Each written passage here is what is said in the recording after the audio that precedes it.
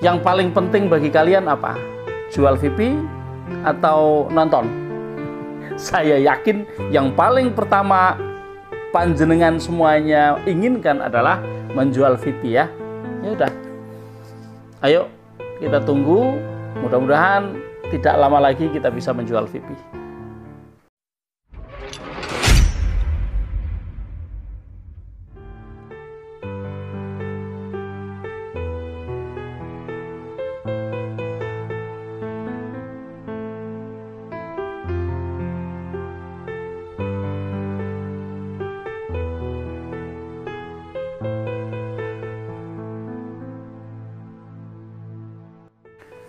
Halo, assalamualaikum warahmatullahi wabarakatuh. Selamat malam teman-teman VTuber dimanapun Anda berada.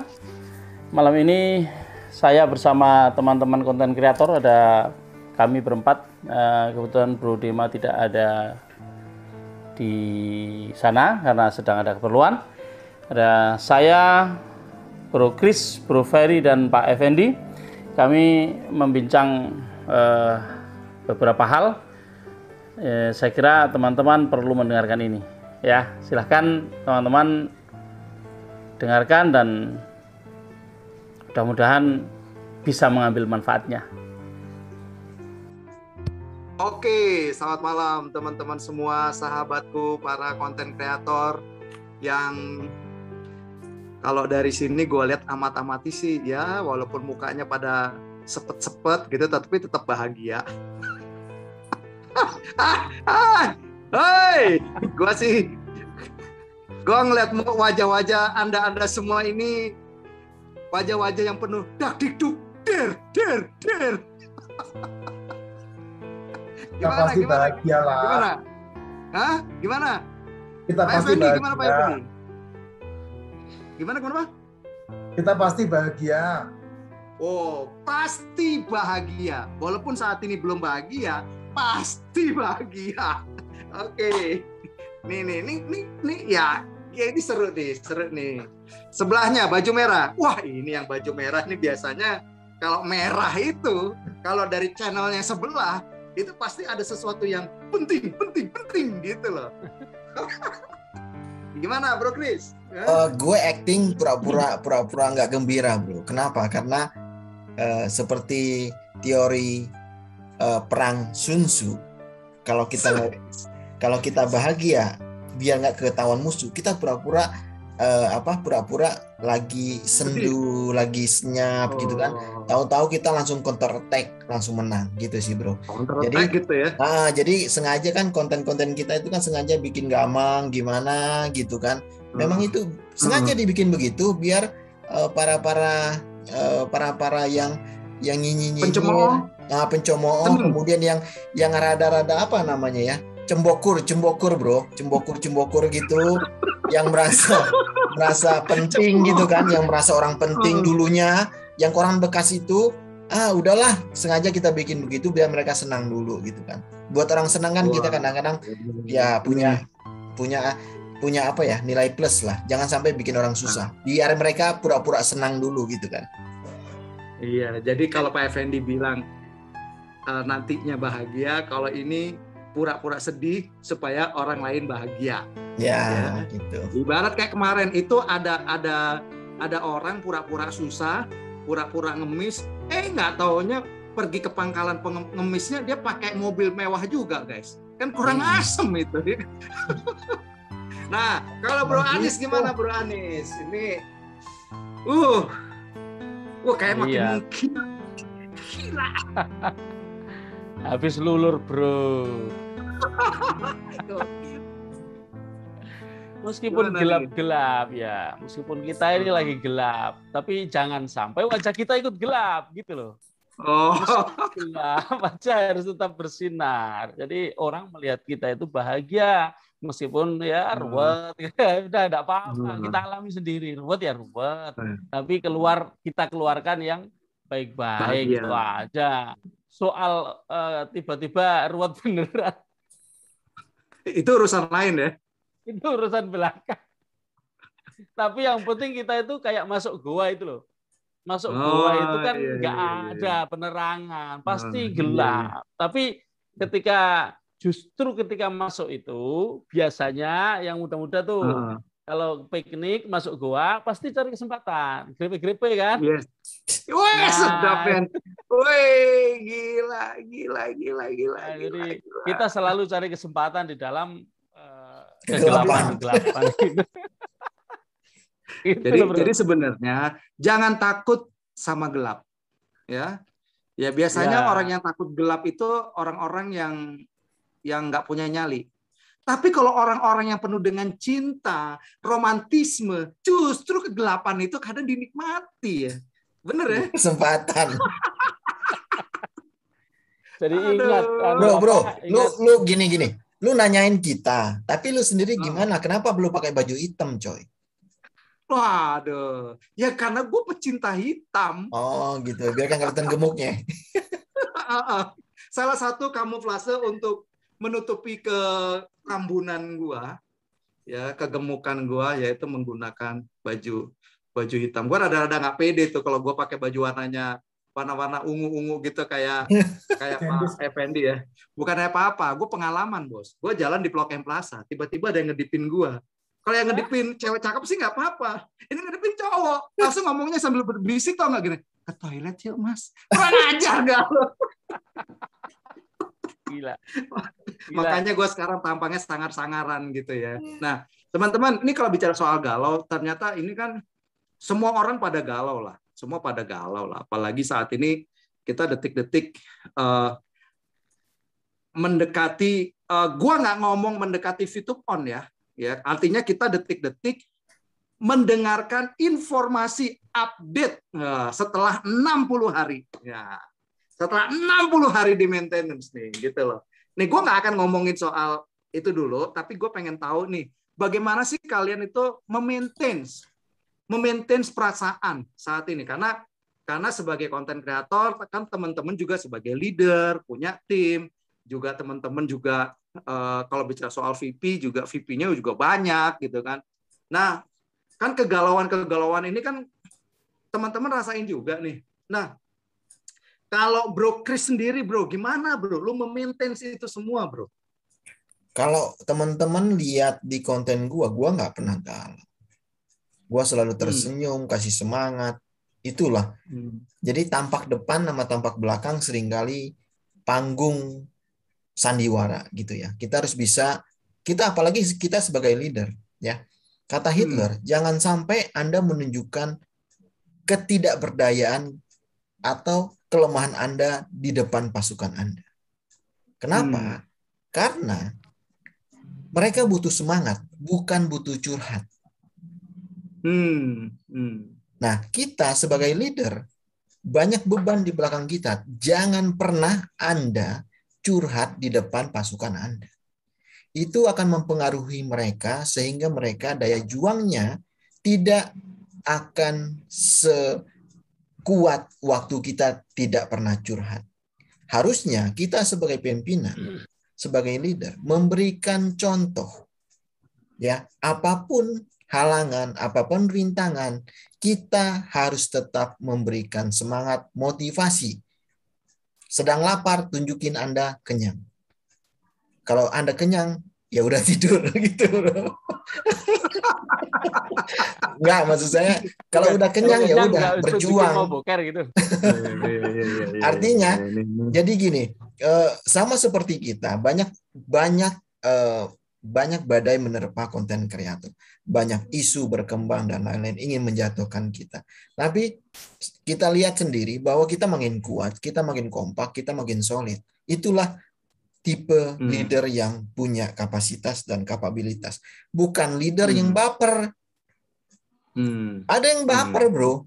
Orang garis di bawah ini, itu kenceng banget. Lu ngomong bapernya itu kenceng banget sih, iya, bro. coy. Ada yang ngomong begini, ada istilah orang gini, kalau leader yang baper, senang melihat orang susah lihat orang senang.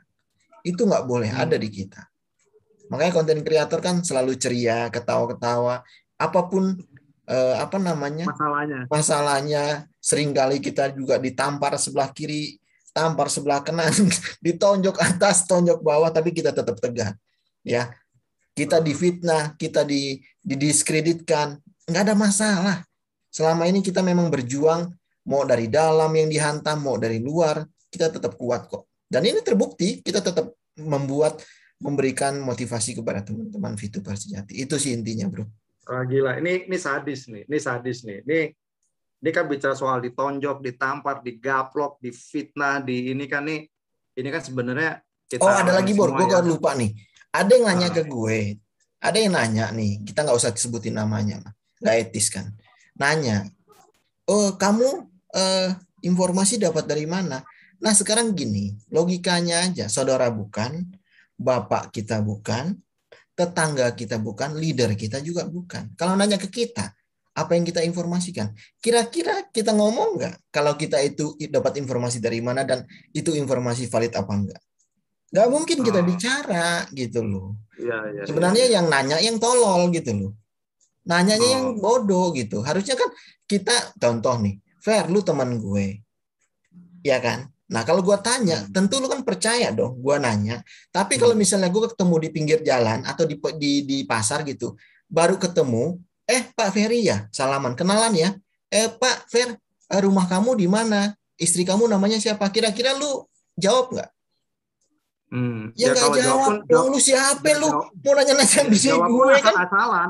Kalau jawab pun asal-asalan. Iya, jadi kalau ditanya ukuran istri lu berapa? Wah, itu kurang ajar. Langsung digapok. Maka itulah salah satunya. Jadi mereka dianggap udah gitu lucunya. Itu dianggap valid buat mereka apa yang kita jawab. Kan bodoh. Nanya aja udah salah. Itu. Pak Effendi pengen ngomong. Iya, gue pengen gue nggak punya kapasitas di situ karena gue di sini adalah sebagai moderator. Ya. Ini udah curcolan tipis. Ini curcolan tipis-tipis dari konten kreator, guys. Ya. Nah, kayak gini nih, Pak Anies sendiri gimana, Bro Anies? Enggak, Pak Effendi dulu. Dia udah pengen ngomong dari tadi. Tunggu dulu, lu dulu, Pak. Dulu ini yang panas-panas, tunggu dulu nih ya. Ini kan kadar panasnya udah mau gua arahkan nih ntar nih.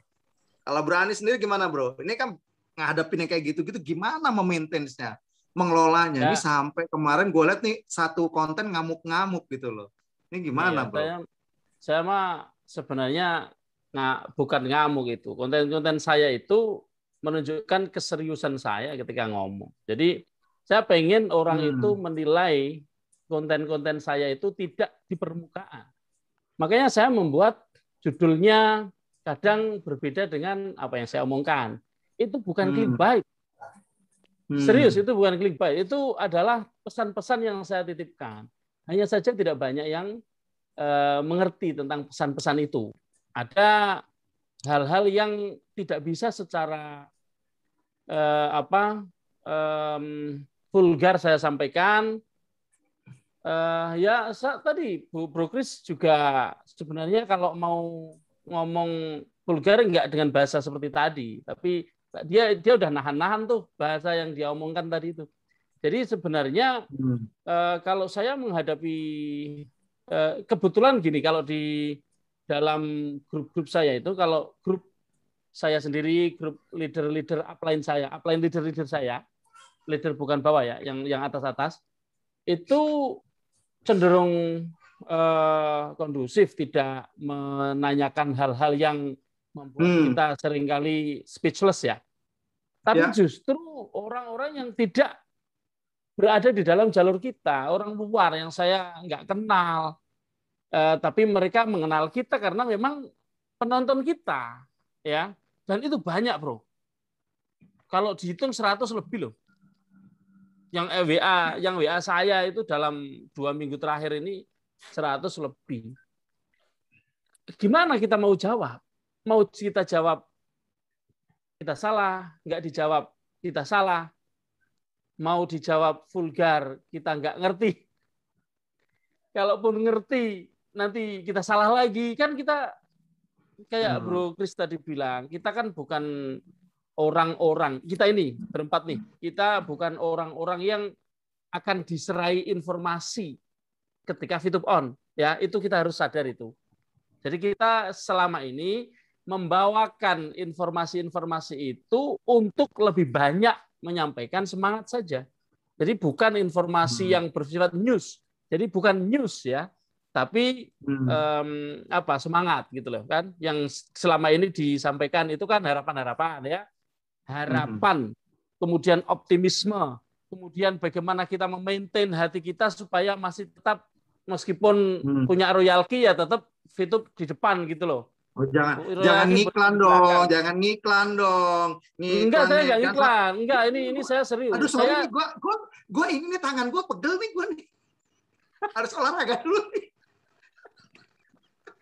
Enggak, kalian enggak disalahin. Saya disalahin tuh di setiap konten saya dibilang bukan lagi VTuber sejati. Saya ya udah gitu. Persetan lah. Itu oke aja lah, nggak ada masalah. Nah, cuma kalau memang sudah begitu ya udah nggak usah nanya-nanya itu, nggak usah WA. Iya benar. Dengerin aja nanti VTube itu kalau memang sudah akan on atau sudah on, ya kan pasti disampaikan, nggak mungkin nggak. Ya, betul. Nggak mungkin nggak, pasti disampaikan. Hanya saja jangan GG mongso. Saya sekali lagi akan menggunakan bahasa Jawa ini. GG mongso itu adalah mengharapkan sesuatu itu datang sebelum waktunya. GG mongso itu kayak prematur lah ya jatuhnya ya, prematur. Jadi kalau yang seperti itu pasti salah. GG mongso itu pasti salah. Karena meskipun benar misalnya yang diomongkan sekarang itu nanti begini begitu. Karena belum saatnya, bisa jadi kemudian dirubah gitu. Sudahlah, tenang saja gitu. Kita asik-asik aja bikin konten. Sekedar apa sih? Coba kalian bikin konten untuk apa? Kalau saya bikin konten supaya saya memastikan VTuber itu masih ada di sana. Ya. VTuber meskipun bisnis yang ini, yang itu apa segala macam mereka jalani, it's okay. Tapi tetap menunggu VTube gitu loh. Itu saja. Memastikan VTuber tidak jadi hater, memastikan VTuber tidak kehilangan guidance, tidak kehilangan arah, tidak kehilangan cantolan informasi. Itu aja, bukan informasi ya, cantolan apa sih ya? Kabar lah. Lain kabar dan informasi. Itu aja. Dan dalam gelap-gelap itu ya, kalau kita sekarang ini semuanya gelap. Mau leader kayak mau diamond kayak mau super diamond kayak mau ambassador kayak apa, semuanya diam. Kok diam? Semuanya gelap. Yakin Pak Effendi juga pasti gelap. Tapi masalahnya gelap itu kan sekarang, belum tentu depan sana itu gelap. Jadi jangan menyimpulkan. Sekarang ini jangan menyimpulkan sekarang sedang gelap hanya karena supaya depan yang terang itu kayak batuk saya. Jadi terangnya itu benar-benar terang dan nggak gelap-gelap lagi gitu. Tidak selamanya malam pasti ada matahari terbit ya Pak. Nah betul. Kecuali kalau pagi-pagi mendung lah lain lagi. lighting aja. Oke lanjut. Ya kan? Nah oke Pak Effendi. Ini gimana Pak Effendi? Pak Effendi kalau mengelola itu gimana Pak? Soalnya kan serangan-serangan kayak gitu kan, dikatain penipu lah. Anda akan dimasukkan ke Bareskrim, penjara, baju orange, nggak taunya pakai baju ungu sampean. Gimana tuh? Dia nggak tahu bro, Kapolri brothernya kita kan bro. Iya. Gimana Pak Effendi? Ya, saya ini kan buat konten untuk VTube ini kan semenjak VTube launching kan bulan April Mei 2020. Dan dari dulu saya buat konten itu nggak pernah kepikiran VTube akan maintenance seperti ini. Dan tujuan saya buat konten untuk VTuber itu kan untuk mendukung VTuber supaya edukasi, cara, dan kemudian pencapaiannya mereka dapat. Jadi memang tujuannya bukan untuk mendapatkan viewer. Lu tonton syukur, nggak lu tonton juga nggak apa-apa. Karena memang duit gua bukan dari situ gitu loh. Saya ini eksekutif diamond di High Desert International dan saya udah punya passive income dari situ. Saya ini trainer. Jadi saya enggak butuh viewer untuk saya mendapatkan duit-duit dari viewer. Berapa sih viewer? Paling cuman 1 juta, 2 juta. Kadang juga bulan ini bulan depan belum nyampe. Mic-nya Bro Anis. Ya kan? Kalau 1 juta nggak mungkin, karena nggak mungkin cair 1 juta. Ya, kalau 1 juta bulan depan baru cair, Pak. Iya. Gua 3 bulan belum dapat dari AdSense YouTube. Jadi kalau ada yang bilang gua dapat AdSense YouTube, iya. Mata lu. Kasihan deh lu. Jadi kalau ada suara, nggak usah ditonton. Cuman cari viewer. Woi bro, kowe salah bro. Tolong kuping itu dipakai, mata itu dipakai, otak dipakai supaya paham. Kadang-kadang kebodohan ini berbicara lebih cepat daripada kepinterannya. Sehingga belum sempat mikir sudah ngomong ya salah. Nah, kalau seandainya YouTube lockdown selama 6 bulan kemarin, nah boleh cek aja konten saya. Itu manajemen tidak ada yang melihat satupun untuk membayar saya loh. Tapi konten-konten saya semuanya selama 6 bulan itu full edukasi. Karena ada keyakinan yang disampaikan manajemen bahwa YouTube maintenance selama 6 bulan. Yang waktu itu mengurus legalitasnya. Dan kalau seandainya YouTube sudah hilang, ya hari-hari itu sudah hilang. Nggak perlu nunggu sampai hari ini sebetulnya. Gitu. Nah, kalau sampai detik ini kita saya masih membuat konten karena keyakinan yang saya bangun ini dilihat dari fakta yang benar-benar di depan mata kita. YouTube ini diusahakan, di maintenance. Bukan hanya diusahakan, tapi diperjuangkan untuk menjadi milik Indonesia. Sampai server pun dipindah sesuai arahan regulator. Kalau seandainya waktu itu tidak, kita sudah pakai VPN, saya pikir kalau YouTube masih bisa dijalankan. Kayak contohnya kayak SJW, mau ditutup, mau diapain, ya kita masih bisa panen setiap hari kan sampai detik ini.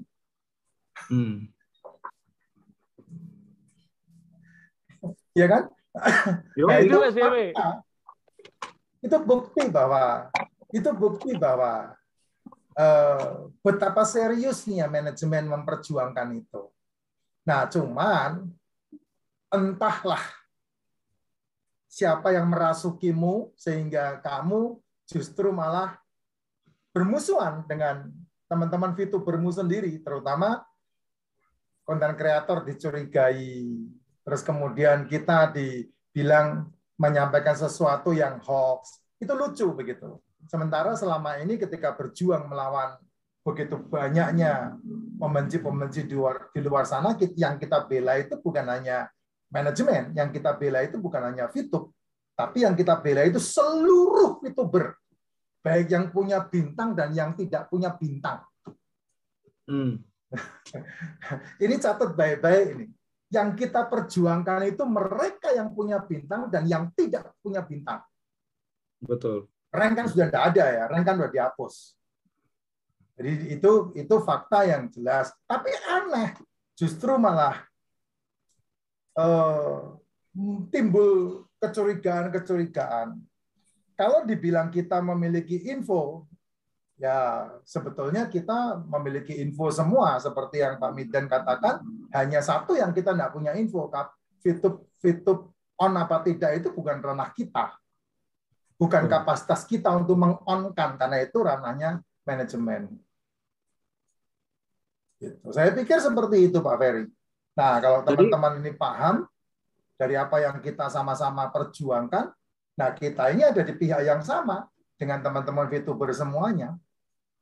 Nah, kalau saya dipaksa ditanya, gimana Pak ini Pak? Ya ikuti aja vtube.co, karena memang infonya dari situ. Kan ditutup infonya dari situ, 21 Juli yang lalu. Ya mesti on-nya mesti infonya dari situ juga. Iya, iya.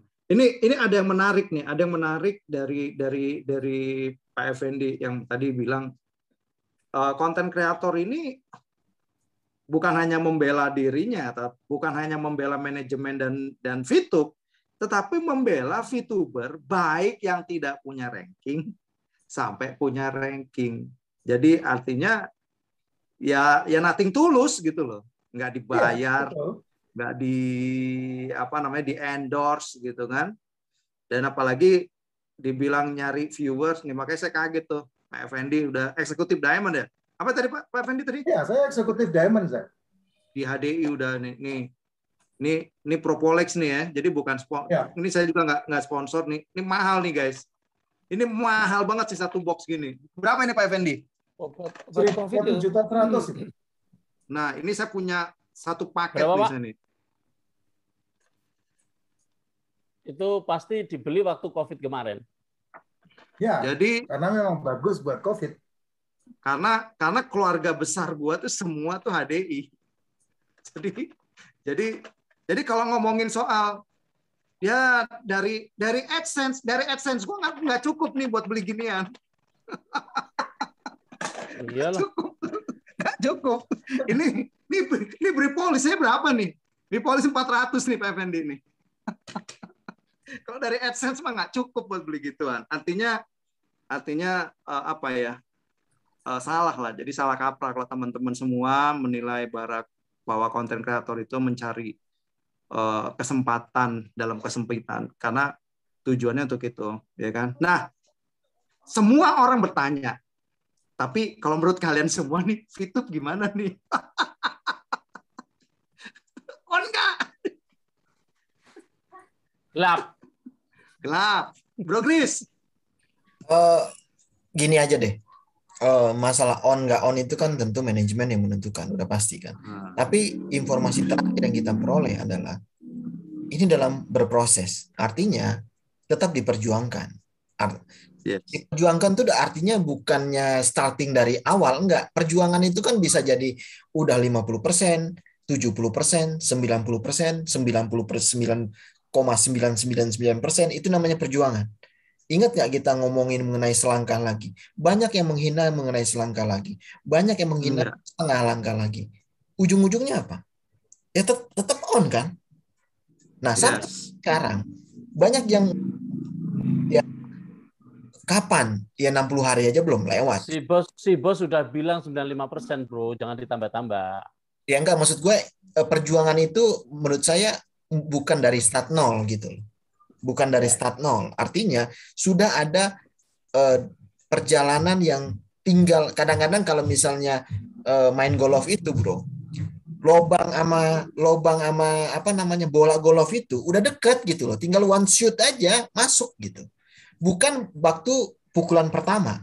Ngerti nggak? Nah, artinya kita jalannya ini udah jauh banget gitu loh, jalannya udah jauh. Artinya kan kita tahu sendiri bahwa perjalanan legalitas kita udah selesai 5 bulan yang lalu, kemudian sekarang kita menjalani proses ya ini 60 hari 5 hari lagi gitu, kurang lebih lah ya, plus minus 5 hari lagi. Nah, tinggal kita tunggu aja 5 hari lagi. Apakah on pada saat 50 hari lagi atau 3 hari. Tinggal 3 hari. Jumat, Sabtu, Minggu. Oh. Ya. Ya gua hitung lah, gua kasih kasih pur 2 hari lah. Oke, Senin, Selasa. Ya, kasih pur 2 hari lah. Artinya gini, kan kita toh 2 hari itu kan nggak berpengaruh terlalu besar artinya gitu kan. Atau tambah seminggu pun nggak terlalu besar. Tapi kan saya malah berani ngasih pur 10 hari. Ya, tapi kan itu semua kan tergantung dari manajemen. Pasti ada pas 60 hari itu, saya yakin pasti VTube.co itu akan ada informasi gitu. Sama seperti dulu kita countdown, ingat nggak?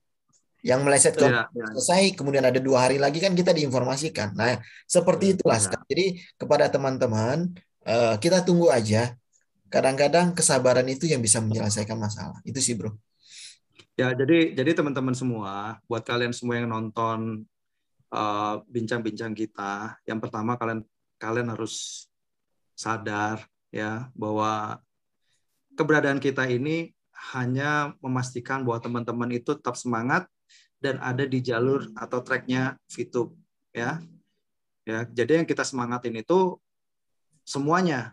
Yang kedua, bicara soal on atau nggak on itu kembali ranahnya manajemen, dan teman-teman harus sadari itu gitu loh ya. Sekarang yang paling terpenting itu adalah ketika VTube on itu kita mau ngapain, apa yang akan kita lakukan terhadap aplikasi VTube kita, bagaimana untuk kita meningkatkan VTube itu untuk menjadi sebuah aplikasi yang bukan hanya merubah hidup kita, tetapi juga membantu orang lain. Itu yang paling penting gitu loh. Bukan masalah soal on, lu pada berlomba-lomba jual VP, bukan itu, ya, gitu loh, ya.